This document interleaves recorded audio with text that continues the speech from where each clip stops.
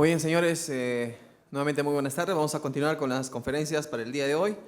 Y me complace en presentar, también vamos a invitar al ingeniero Andrew Fowler, geólogo senior del AMC Consultants, para dar inicio a su conferencia titulada ¿Cuál es el esparcimiento de los taladros que necesito para elevar la ley de mis recursos mineros inferidos? Lo vamos a recibir con fuertes aplausos, por favor. Gracias.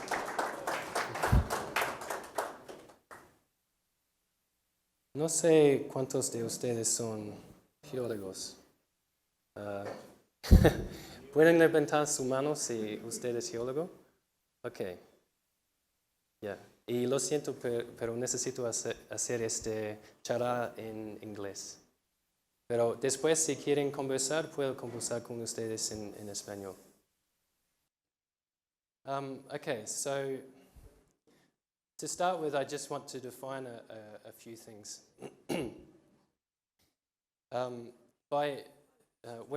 we're reporting mineral resources in Australia and Canada, we group the mineral resources into different categories.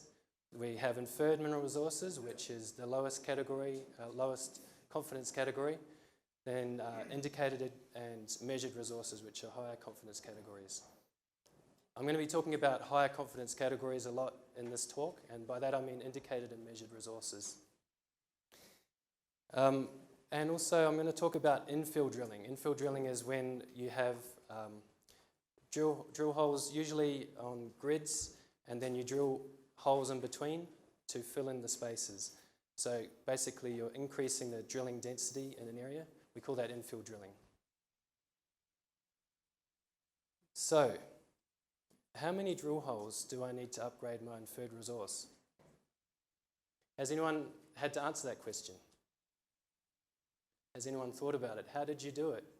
If you had to think about it, if you had to do this? It's usually quite a subjective exercise. Maybe you you used someone else's opinion, you asked someone else how many drill holes you need. Maybe it was based on your experience in other places that you worked. Maybe your experience is just a collection of other people's opinions anyway. There's not a lot of empirical studies on this subject, and usually the process that people go through is quite subjective. The point of this paper is to try and add some objectivity to the process and try and help people who are categorizing their resources, give them some guidelines, give them a benchmark hopefully that they can use to then decide how much of their resource could be converted to higher resource categories based on the number of drill holes that they've drilled.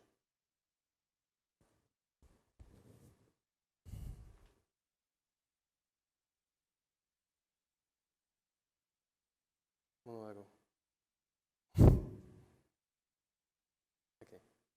Yeah. So I was in a boardroom in Canada. There was a whole lot of mining executives around the table, and one of them was chief geologist for this international mining company, and he said, you typically upgrade 30% of your resource from an infill drilling program.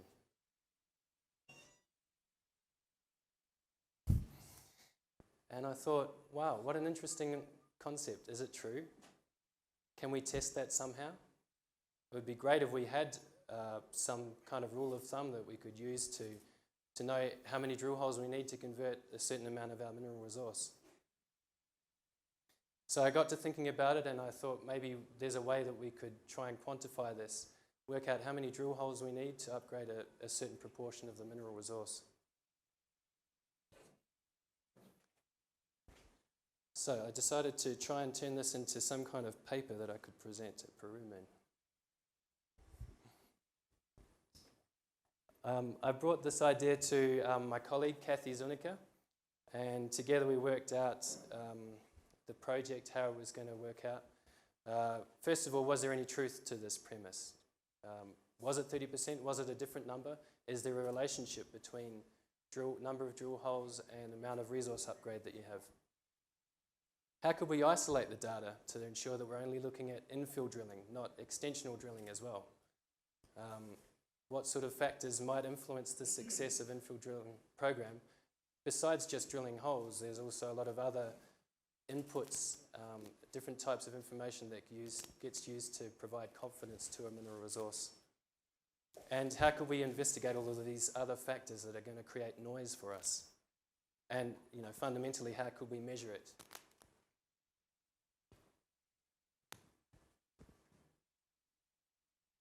So we decided to focus our attention and try and just work on a few questions to start with.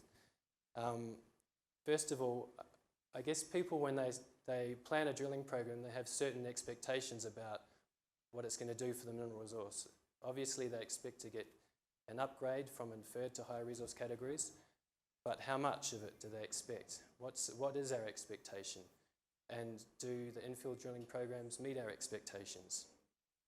That's the basis of all of this. That's the thing that I'm trying to understand. Do factors such as commodity type, changing the competent person or qualified person, by that I mean the person who takes responsibility for the resources under international reporting codes like JORC or NI 43101 in Canada. And do other factors like the size of the resource, does that influence the outcome? And for me personally, what was interesting was what happens to the grade when you do an infill drilling program. I've often seen in projects that we see the information come in from an infill drilling program, we estimate the resources, and the grade quite often decreases. And I wanted to see if that was common in the industry in different projects, or was it just my personal experience?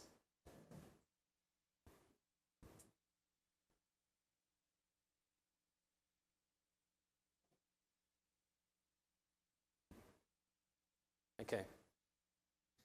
Ultimately, what I'd like to do is to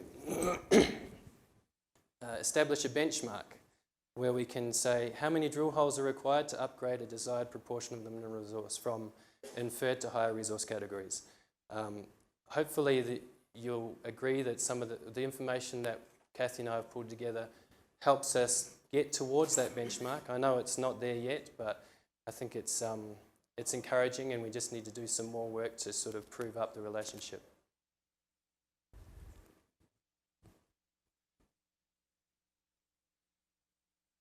Okay. I don't know if you can read that very well. I'm sorry, it's a bit small, but the way that we went about it was we gathered a whole lot of case studies from the AMC project database and also publicly available information. And we took two mineral resource reports that were consecutive. So, for example, we had one report that was in 2012 and then a subsequent one in 2014. We compared the number of drill holes that were drilled between the two estimates, and also looked at the tonnes and grade, the difference in the different resource categories between the two estimates, and then put all of that information together. We also collected information on the type of deposit and what commodity group it fell into. So you can see, hopefully, that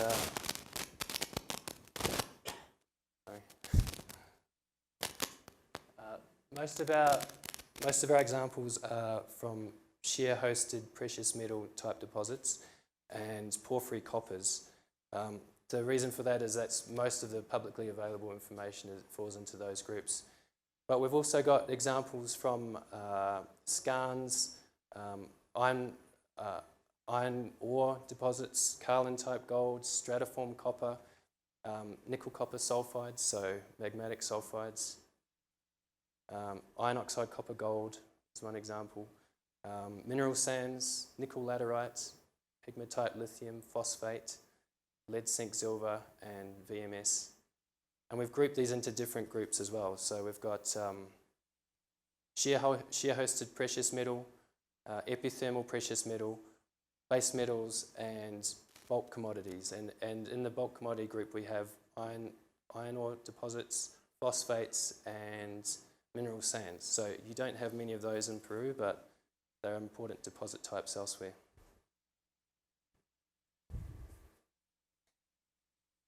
The projects that we gathered were from all over the world. You can see the spread and the geographic distribution here.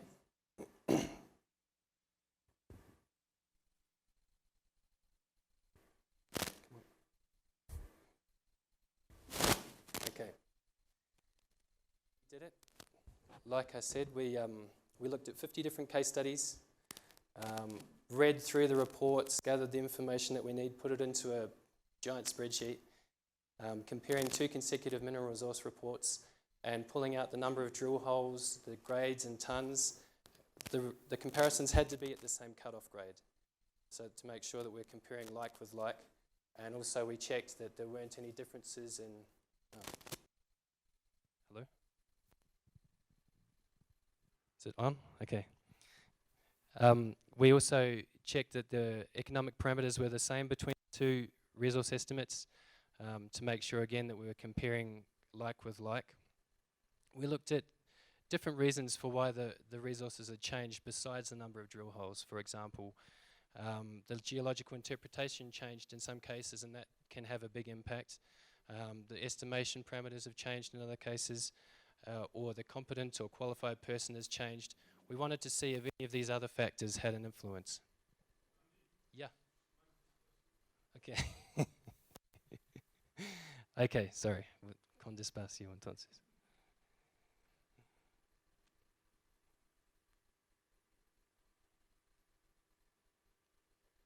Here's an example of the information that we gathered and how we processed it.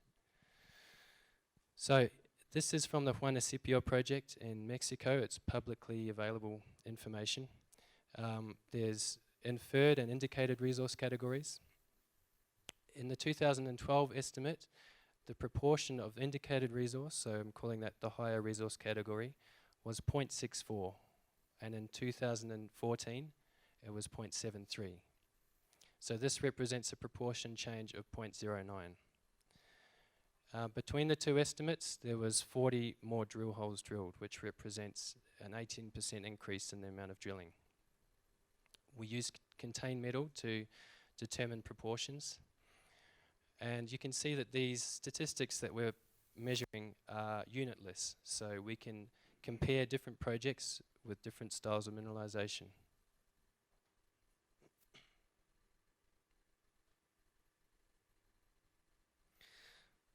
Okay, so these are our initial results. When we first plotted it up, this is what it looked like.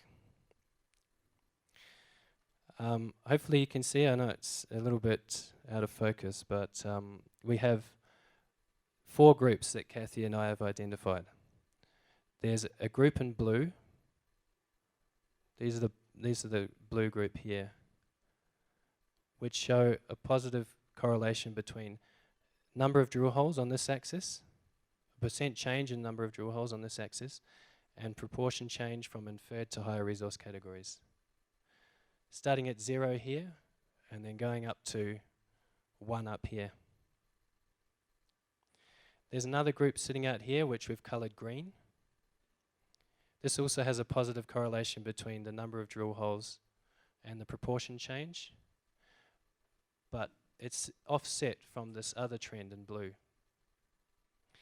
Also, we have a group in red, which has a negative proportion change. So Kathy and I interpret that to mean that there was more extensional drilling than infill drilling. And because of that, it doesn't really help us answer the questions that we're interested in, so we won't consider it anymore in this study. Also, there's a group here of 4 case studies in purple where there's been a significant increase in the proportion change with very little or no drilling. So when we dig a bit deeper in these case studies, we find that the initial estimate was based mostly on historical data, and it was completely inferred. And then they did a couple of confirmation drill holes or an additional study that helped increase the confidence in the resource. And then there was just a step change in the resource categories from all inferred to mostly indicated. And again, these studies don't help us answer the question about infill drilling, so we're not going to consider them in subsequent slides either.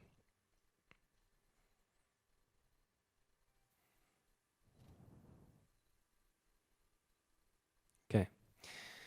So the 2 populations that I talked about, there's the blue and the green. So here's the blue group here. And here's the green group over here. Basically, Kathy and I still don't know why there's two groups, and it may just be a lack of data at this stage. But what we can see quite clearly is that this group represents an optimal population. This is a group where the least number of drill holes were drilled for desired proportion change versus this group. In this group, there was a whole lot more drill holes drilled for a lot less proportion change. So this is a suboptimal situation. We want to drill the least number of drill holes to achieve the most proportion change in the mineral resource.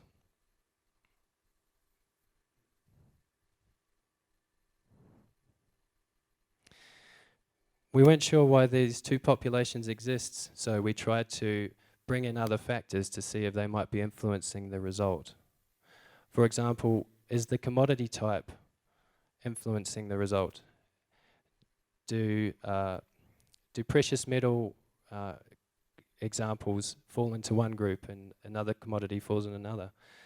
What we're seeing here, the red squares are precious metal shear hosted.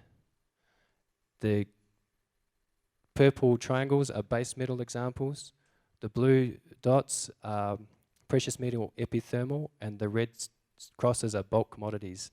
And I think you'll agree that there's really no relationship between any of those commodity groups and the populations that we're seeing here. So I don't think that helps us understand what's going on.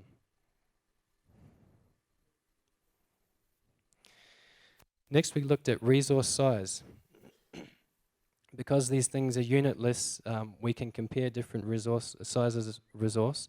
Maybe that has an influence on the two populations that we're seeing here.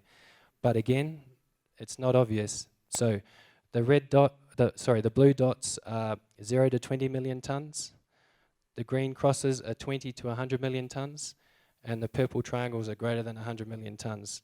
And again, to me, there doesn't really seem to be a relationship between the resource size and the groups that we see here.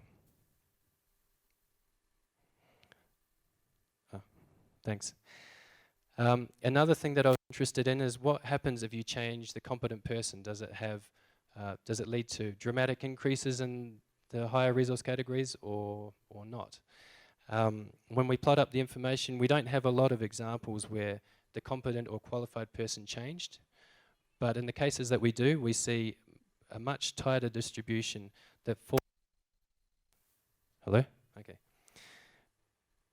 That falls around this part of the graph, suggesting that when you change the competent person or qualified person, it's that person is much more conservative in the upgrade to the resource categories that they give it. There's much greater spread when you keep the same qualified person or competent person, which to me suggests that a competent person or qualified person needs to have some history or experience with the project to feel comfortable to make larger resource upgrades. So in other words, if you change your competent person, you're not going to necessarily get suddenly a better result. You probably won't get a better result. Thanks. This next example was one that I was personally interested in because in my experience, when you upgrade from inferred to higher resource categories, you often see the grade decrease. And depends, it's sort of true, it depends on the type of commodity you're looking at. The green crosses are bulk commodities. We don't have many examples on this graph, but they sit close to the no change line, which is in here. So the mean sits right on the no change line and there's a very small spread. As you go to base metals, the spread increases, and that's to be expected because base metals are more variable than bulk commodities. The mean is slightly on the negative side, but it's not dramatic. And there's fairly equal spread either side of the positive and negative line. In the case of precious metal epithermal, it's a more variable style of deposit again, and we see, because of that, we see bigger spread in the result. You can see that here. And even though the mean is on the positive side, there's a big negative tail here, a big skew towards the negative side, suggesting that there's more risk towards the negative side. And then when we look at precious metal share hosted deposits, it's a bigger spread again, and there's definitely a negative trend in that style of deposit. And these style of deposits are particularly difficult to estimate and to model accurately, so I guess we shouldn't find that surprising.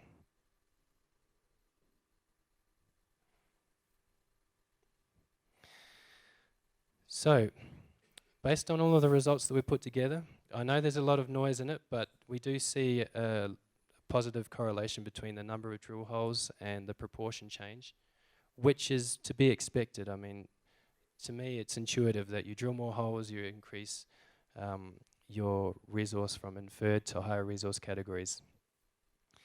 Whether we can really pin it down yet, I don't think so, but it just needs more work to hopefully to bring in more case studies and see the trend more clearly. But if we go with what we have now, then if a company wishes to obtain a proportion change of 0.2, the company should increase drilling by 25%. That's just a starting point. So you can plan your resource program, you can go and speak to your competent person or qualified person and see if you're going to get the result that you expect. And if you don't, then the question is, why not? Perhaps some of the drill holes are redundant. Perhaps they could be better placed elsewhere. So that's the point of this talk, is to just really have that discussion and increase communication between people that are planning the exploration programs and people that are estimating resources and coming up with these resource categories, to make sure that there's better communication and people are getting the results that they expect. So we need to do more work to confirm these different populations and see if it is a real feature or if there's just an optimal population and then anything less than that is suboptimal.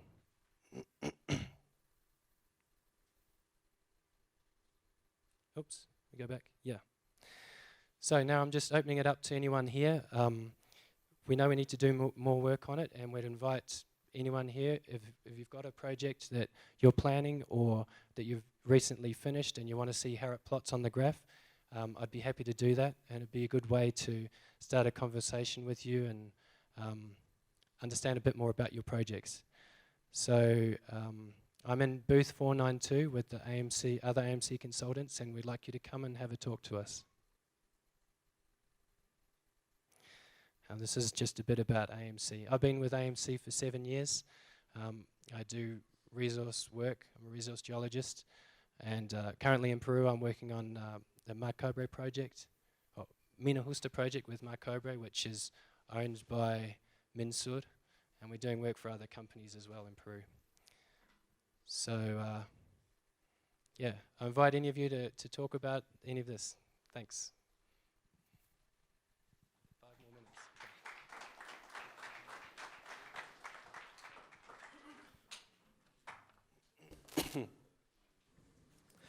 Bien, muchas gracias a nuestro expositor. Vamos a invitar también al público para que pueda participar y puedan formular sus preguntas, por favor. El micrófono ya está disponible para que aquel asistente que quisiera formular una pregunta, bastará con levantar la mano para que se acerque el encargado y puedan hacerle la consulta al señor Andrew. Hello, Andrew. Are you hearing me?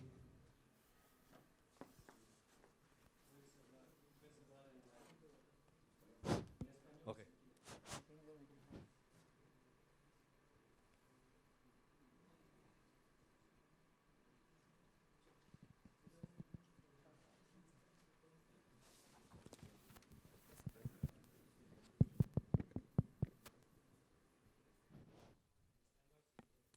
Bueno, no funciona. It's not working.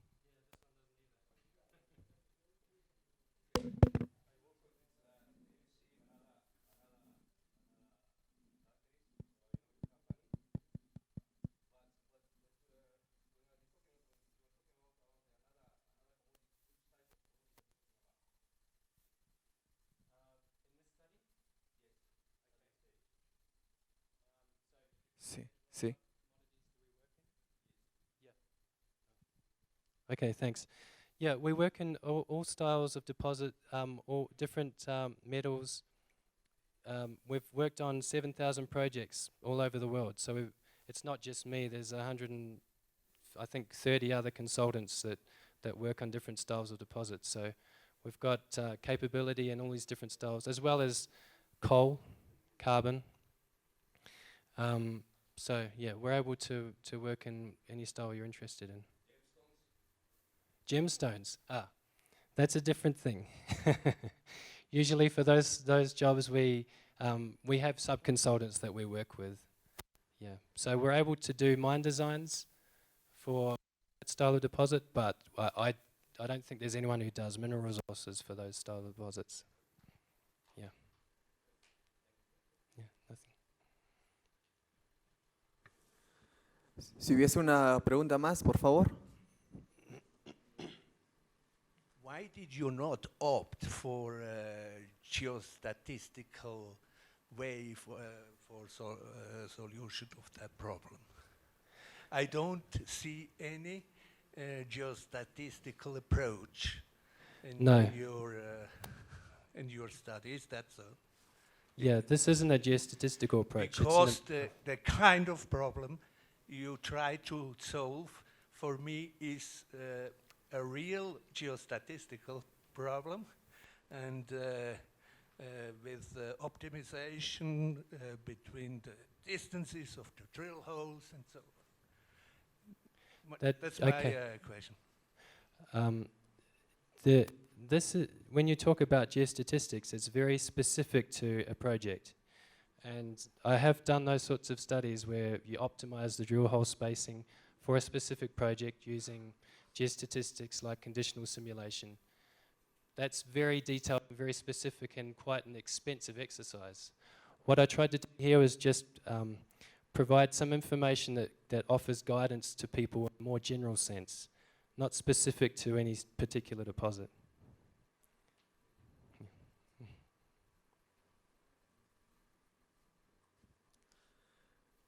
¿Alguna pregunta más, por favor?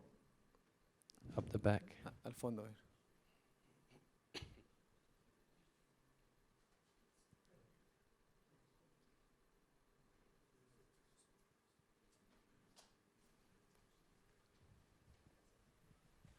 Just a quick comment, first of all. I agree a little bit with the previous question, but it would be interesting to have a look at the variograms for each of those projects and to see if there's a correlation between the range of the first spherical model within that and the drill spacing and how successful that's been. Just a comment.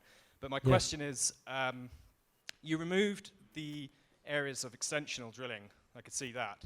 But how did you drill into the data enough to be able to pull out those projects that had extensional drilling, but actually infill of that extension as well? So you essentially you're increasing your resource through extension and straight through into indicated material.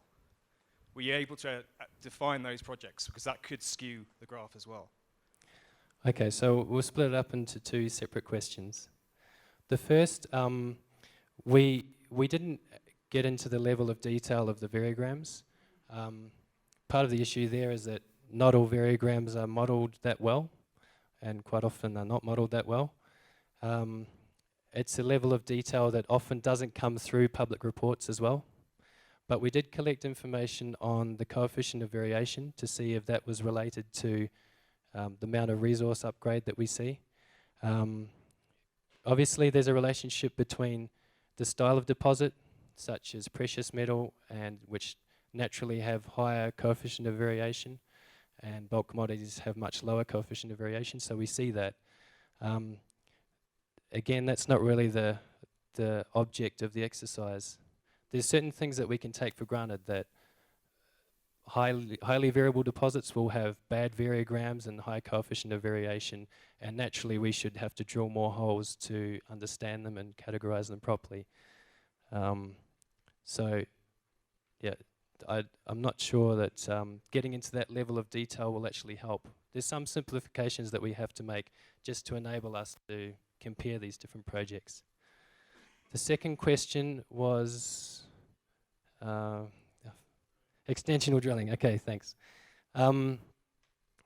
Yeah, in terms of extensional drilling, we did cross-check against the reports, and we could see that when there was a negative change and proportional change, and so when there was more inferred at the expense of high resource categories, we could see in the drill plans that they really had tried to do extensional drilling. There's always a mixture of infill and extensional, but to allow us to see the trends, we thought we really had to focus on things that were clearly infill drilling, try and remove the effects of extensional drilling. Bien, muchas gracias. Creo que se ha portado bastante importante con la participación del ingeniero Andrew Fowler, a la cual por favor pido fuerte los aplausos.